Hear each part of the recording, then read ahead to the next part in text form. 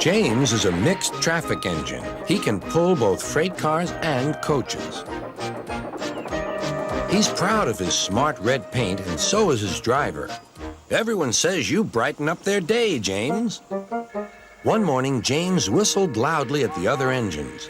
Look at me. I am the smartest, most useful engine on the line. Rubbish, replied Thomas. We're all useful.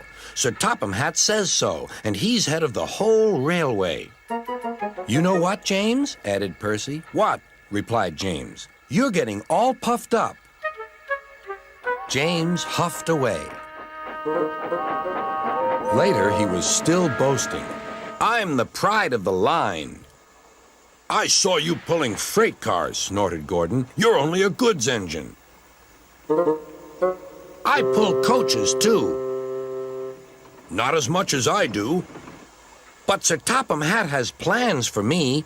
James was only making this up, but Gordon believed him. What plans? Wait and see. Oh dear, he thought. Now what'll I do?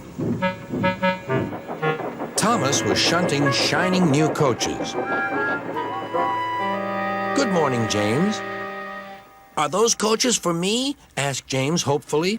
No, these are for Gordon's Express. I'll fetch your freight cars next. But James was going to play a trick on the other engines. Actually, Thomas, I'm taking the coaches. Sir Topham Hatt asked me to tell you. What about the cars? Asked Thomas. Give them to Gordon. Come on, Thomas, said his driver. Orders are orders. So when James's driver returned, James was coupled to the coaches and he puffed away.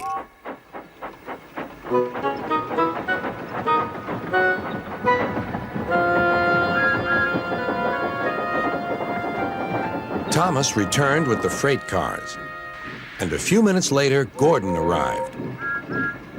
Where's the express? Thomas told him about James, and so here are your cars. Gordon was very cross, and so was his driver. Wait till Sir Topham Hatt hears about this. Meanwhile, James was enjoying himself enormously. What a clever plan! What a clever plan! He chuffed. Then he saw Sir Topham Hatt. Some jokes are funny, but not this one, James. You have caused confusion. Yes, sir, said James. You will now stay in your shed until you are wanted. The other engines teased James. I wonder who'll be pulling the express today, said Gordon. I expect it'll be you, replied Henry. James is stuck in the shed for being silly. James felt sad. Next morning, he went back to work. Hello, whistled Thomas. Good to see you out and about again. I'm sorry I tricked you, said James. Are these my cars? Yes, replied Thomas kindly. They are pleased to have you back. James set off to the harbor with his train of freight cars. He bustled about all day, pushing and pulling them into place.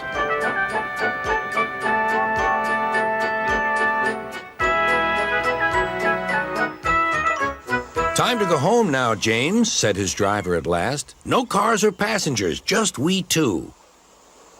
But his driver was wrong. Excuse me, called a man. I have a meeting with Sir Topham Hatt, and I mustn't be late. May I ride back with you? Of course, replied James's driver. Then he whispered to James, This gentleman is a railway inspector. James was most impressed. He steamed along the line as smoothly and quickly as he could.